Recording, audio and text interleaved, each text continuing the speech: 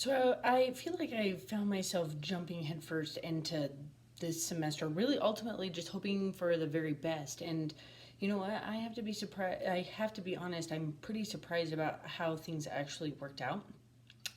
Even when we were forced to go remote, I felt like there were some things that were successful. But overall, I feel that there were learning activities that really seemed to help students. Things that ultimately didn't work for a majority of my students. And as a result, there are some things that I'm going to change for next semester.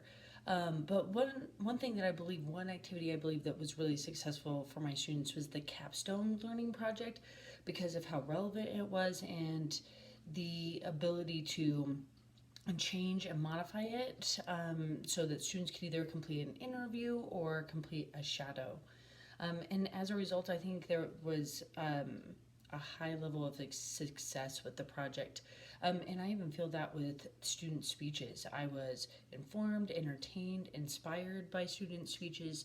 And that's something that I'm going to be able to carry with me for second semester. However, I do feel that there were some aspects of this semester that I'm going to change.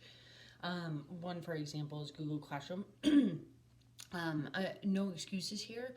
I thought that initially it started working out really well.